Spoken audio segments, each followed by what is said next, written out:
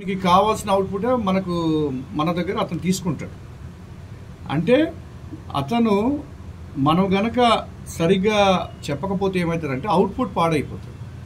అంటే ఈ సినిమాని తెలుగులో తీసుకునేటప్పుడు ఏమవుతుందంటే కొన్ని లక్షలు పెట్టి మిలియన్స్ పెట్టి కొనేస్తారు సినిమాని. ఆ టైంలో ఇది international movie, is the pan India cinema అంటారు దీన్ని. పాన్ ఇండియా సినిమా అంటే అన్ని దేశాల్లో కూడా ఆల్ లాంగ్వేజెస్లో సినిమా రిలీజ్ అవుతుంది. కాబట్టి అన్ని లాంగ్వేజెస్లో కూడా వాయిస్ డబ్డ్ ఆర్టిస్టులు ఉంటారు. అందుకని మీకు చెప్తున్నా, అమెరికాలో కూడా మిచిగాన్ సిటీలో కూడా ఆ సిటీ పక్కన ఎక్కడో చోట 100% డబ్బింగ్ ఆర్టిస్టులు మనకు అక్కడ అందుబాటులో ఉంటారనమాట. బాబు ఇటు నుంచి కూడా పెట్టి. కాబట్టి 100% ఆల్ కంట్రీస్లో, ఇక్కడ హైదరాబాద్లో ప్రతి సెంటర్లో ఉన్నట్టే ఆల్ కంట్రీస్లో మనకు వాయిస్ ఆర్టిస్టులు 100% ఉంటారు. నేను మీకు మొన్న చెప్పింది అదే, వాయిస్ ఆర్టిస్టులు అంటే ఓన్లీ వాయిస్ ఓవర్స్, డాక్యుమెంటరీస్ ఇవే కాకుండా, నెరేషన్స్ ఇవే కాకుండా, ఇది చూడండి, ఈజ్ ద కొరియన్ సంథింగ్ ఎక్కడో, ఇది ఎక్కడ వీళ్ళందరూ ఎక్కడ నిగ్రోస్, ఎక్కడో ఆఫ్రికన్ మూవీస్. అంటే ప్రపంచంలో స్వాతంత్రం రాకముందుకు అన్ని చోట్ల కూడా విప్లవాలు జరిగాయి. ఆ విప్లవాలు జరిగిన సమయంలో ఏమైందంటే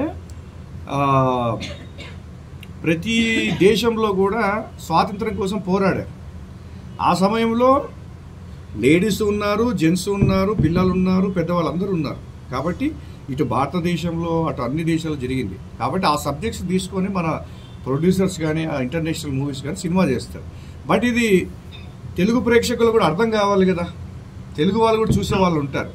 కాబట్టి మనం అక్కడ మన వాయిస్ ఇస్తూ అవతలి వాళ్ళకి మనం కన్వే చేయాలి సబ్జెక్ట్. అంటే ఇప్పుడు ఇంగ్లీష్ రాని వాళ్ళు ఉంటారు, మరి వాళ్ళకి ఎట్లా కన్వే చేయాలి?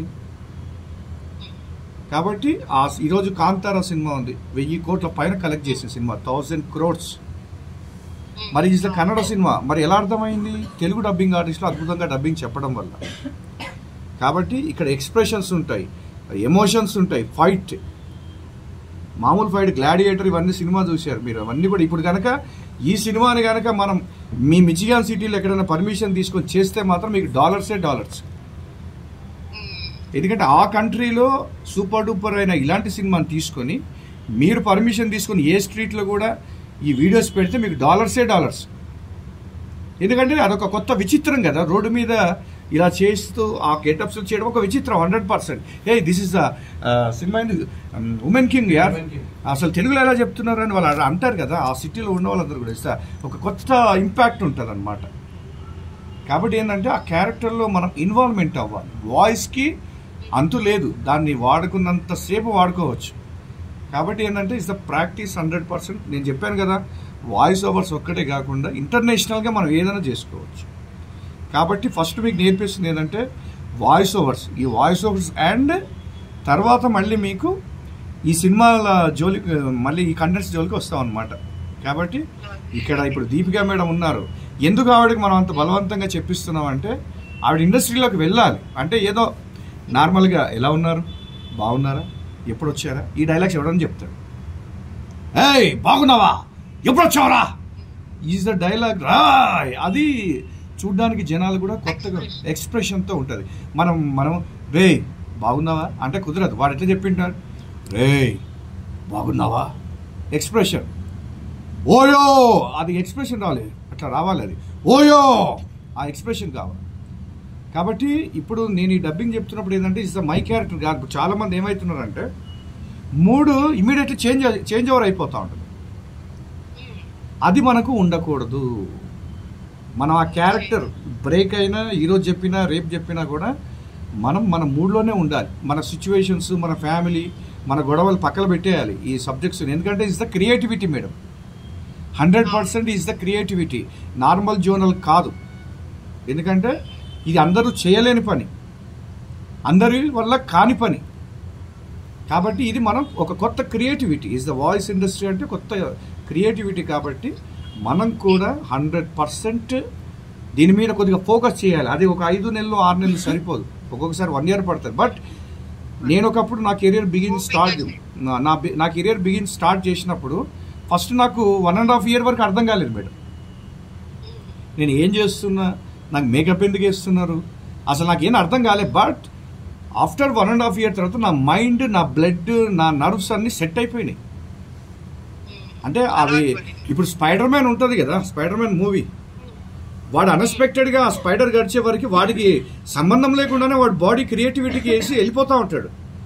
సేమ్ అదే విధంగా అది వాడొక creator as a spider man. Same మనం కూడా ఆ స్పైడర్ లాంటి ఈ వాయిస్ ఇండస్ట్రీ నరాలకు ఎక్కితే గనక మన ప్రమేయం లేకుండానే మన బాడీ చాలా పనిచేస్తుంది.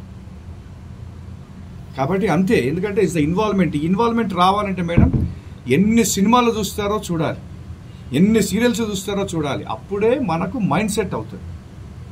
కాబట్టి మీకు ఇప్పుడు అక్షరాలు వాయిస్ ఓవర్లో ఎందుకు సెట్ చేస్తున్నాం? ఈ వీడియో టెక్నాలజీ కోసం. ఇక్కడ ఏముంది? దాడి చేయండి, ఇస్ అ స్మాల్ వర్డ్. దాడి చేయండి, దాకు దీర్ఘం ఉంది, డీకి పైన అది ఉంది. చేయండి, చేయండి, ఎం పక్కల ఎం డి, దాడి చేయండి. That is the emotion. ఎందుకంటే దాడి చేయండి అనే పదం మామూలుగా అన్ని చోట్ల వాడరు. ఉగ్రవాదులు వాడతారు, స్వాతంత్ర పోరాటం చేసేవాళ్ళు, యాజ్ ద కింగ్డమ్స్, యువరాణులు, రాజులు మాత్రమే వాడతారు ఇలాంటి పదం.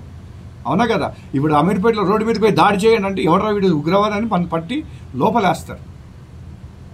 కాబట్టి ఇది complete as the own creativity ఉండాలి అండ్ సినిమా నాలెడ్జ్ ఉండాలి, 100% ఒక ప్రాక్టికాలిటీ ఉండాలి మేడం.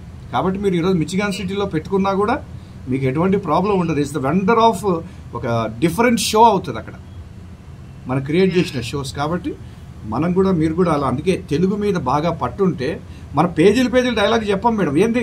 దాడి చేయండి యాజ్ ద సింగిల్ వర్డే కదా, దాని వెనకాల 20-30 లైన్స్ అయితే లేవు కదా. కాబట్టి మీరు ఈరోజు చదివిన వాయిస్ ఓవర్లో ఒక పేజీలోని డైలాగ్స్ తీసుకొని ఇక్కడ మీరు చెప్పించడం జరుగుతుంది అన్నమాట. కాబట్టి యాజ్ అ డైలాగ్ డెలివరీ మీరు ఇంగ్లీష్లోనైనా ఏ లాంగ్వేజ్లోనైనా డిక్షన్ అంటే పదాల అనుకూలత, వాటి యొక్క మాధుర్యం, ఒత్తులు, కామాలు, పాజులు ఇవన్నీ తెలిసి ఉండాలి. అప్పుడు ఎవరైనా వాయిస్ ఆర్టిస్టే. మీరు కనుక మిచిగాన్ సిటీలో ఒక అమెరికన్ నాకు అప్పగిస్తే వితిన్ 1 వీక్లో నేను అతను తెలుగు డబ్బింగ్లో చెప్పించగలను.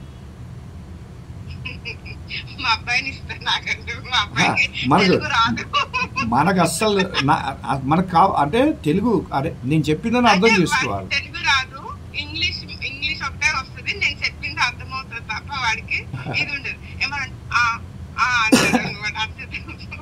కాబట్టి అది మేడం మనకు. కాబట్టి ఇలా హార్డ్ వర్క్ చేస్తూ వెళ్దాం.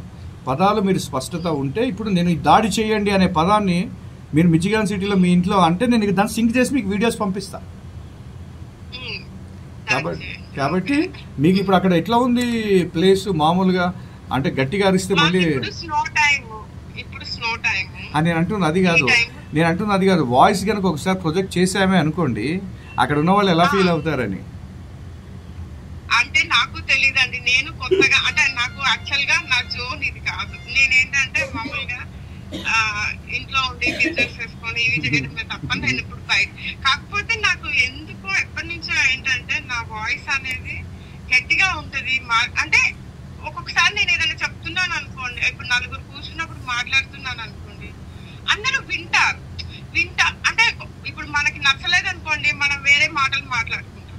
అలా కాకుండా వింటున్నారు అంటే పర్వాలేదు, నేను బాగానే మాట్లాడుతున్నాను. ఇప్పుడు చూసారా, నిన్న మొన్నటికి ఈ రోజుకి మీ లాంగ్వేజ్ డిక్షన్ మారింది. చూసుకుంటున్నారా మీరు? ఒకసారి రికార్డ్ చేసుకోండి. అంటే పదాల మీద స్పష్టత, అంటే నేను ఏ పదాన్ని ఒత్తెక్కడ ఉంది, కామా ఎక్కడ చూసి మాట్లాడుతున్నారు. అంటే 2 డేస్కే మీకు ఇట్లా ఇంపాక్ట్ ఉంటే ఒక 20 డేస్ 30 డేస్ చేస్తే 100% మీరు ఆర్టిస్టే. నేను మీకు ఈరోజు ఫ్యాకల్టీగా ఉన్న నేనే ఎప్పుడు కళలు కూడా ఊహించలేదు నేను ఇలా నేర్చుకుంటానని. దానికంతా కూడా ఏంటంటే మన బాడీ సపోర్ట్ చేయాలి మేడం, మనం కాదు. మన బాడీ సపోర్ట్ చేస్తే డెఫినెట్లీ ఎవ్రీబడి ఇన్ ఆర్టిస్ట్ అనమాట. కాబట్టి మనం ఆ దిశలో వెళ్దాం. ఈ పెద్ద పెద్ద అర్పులు ఇవన్నీ ఎందుకంటే ఇన్కమ్ ఎక్కువ రావాలంటే ఎక్కువ కష్టపడాలి, అవునా కాదా మేడం? కాబట్టి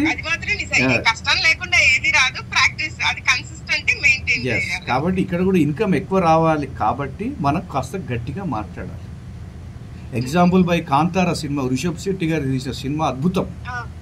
ఎందుకంటే ఒక చిన్న సబ్జెక్ట్, ఇంటర్నేషనల్ సబ్జెక్ట్ కాదు అది. ఒక ఊర్లో, ఒక కర్ణాటక రాష్ట్రంలో ఒక చిన్న సబ్జెక్ట్. ఇప్పుడు మనం కూడా మన ఊర్లలో అదేంటి పెద్దమ్మ పోచేరమ్మ తల్లి, కంక అమ్మల పోలేరమ్మ తల్లి, మన బోనాల గ్రామ దేవతల సబ్జెక్ట్ తీసుకొని ఆ సినిమాని అతను అంత హిట్ చేశాడు. అంటే అది ప్రపంచం దాటిపోయింది మేడం.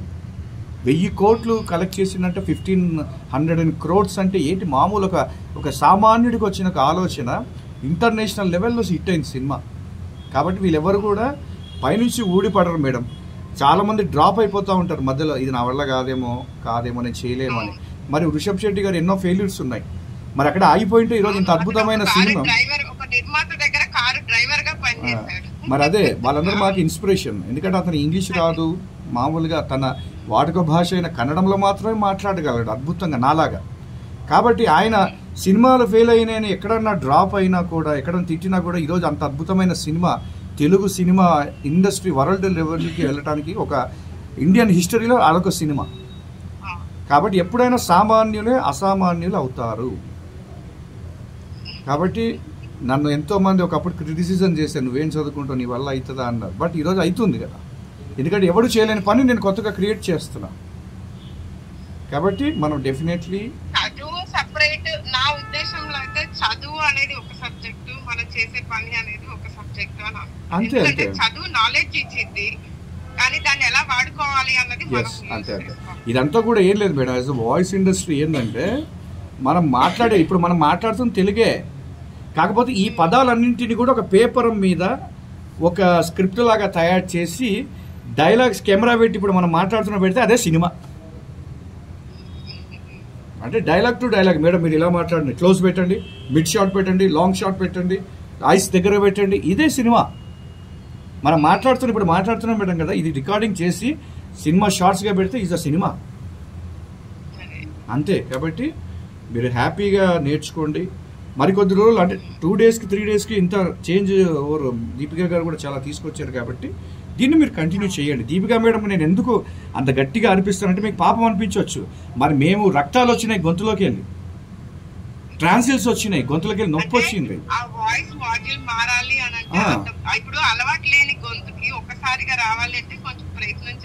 అదే మేడం చేశారు అద్భుతంగా. వ్యాన్ హెల్సింగ్ అనే సినిమాని సూపర్ డూపర్ హిట్ చేశారు. కానీ అది రోజు రోజు రోజు రోజు రోజు ప్రాక్టీస్ అవుతూనే ఉండాలి. కాకపోతే ఎందుకంటే నాకు నచ్చింది ఏంటంటే నార్మల్ సినిమాలు కానీ నార్మల్గా చెప్పడం నాకు నచ్చదు. As the different kinds of movie అయితేనే మీరు ఎక్కువ కూడా తొందర బయటికి రావడానికి అవకాశం ఉంటుంది, మీ వాయిస్ కూడా. అందుకనే మనం టఫ్ జోన్లో ప్రాక్టీస్ ఇస్తున్నాం. కాబట్టి ఇది మేడం మరి ఓకేనా. ఇప్పుడు మీకున్న ఇక్కడ ఇదంతా ఉంది కదా, బ్యాక్ సైడ్ అంతా కూడా ఫోమ్ చూపించాను కదా, అలాంటిది మీరు అక్కడ అంటే మా స్టూడియోలో చూపించి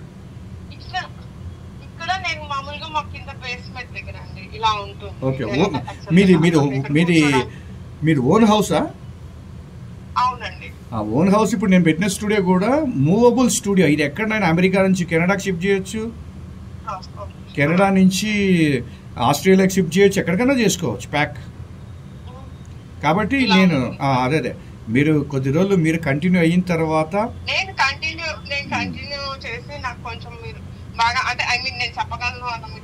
మేడం నాకు మిచిగాన్ సిటీలో ఒక 1 month నాకు ఉన్న ఖర్చులు పెట్టుకొని ఒక 10 మందిని రమ్మని మీ అబ్బాయిని తెలుగులో మాట్లాడించి ఒక ఇంటర్నేషనల్ మూవీ డబ్బింగ్ చెప్పిస్తా. కాబట్టి నేను ఎందుకంటే మేడం చాలా కసిగా నేర్చుకొని ఎక్కడి నుంచో మారుమూల గ్రామాల నుంచి వచ్చి ఎంతో టైం స్పెండ్ చేసి మేము ఈ స్థాయికి వచ్చామన్నమాట. కాబట్టి మీరు ఏది తీసుకున్నా ఛాలెంజ్ లానే ఉంటుంది. ఎందుకంటే ఒక బిగ్ బాస్ హౌస్లో కూడా ఒక 3 months అయితే కానీ రాదు ఫైనల్ విజేత. కాబట్టి ఇది కూడా అంతే. కనుక మనం సరే మేడం చేద్దాము, మళ్ళీ రేపు కలుద్దాం ఓకేనా. గుడ్ మార్నింగ్ మీకు, గుడ్ మార్నింగ్ మాకు good night. Okay madam, thank you madam, thank you very much.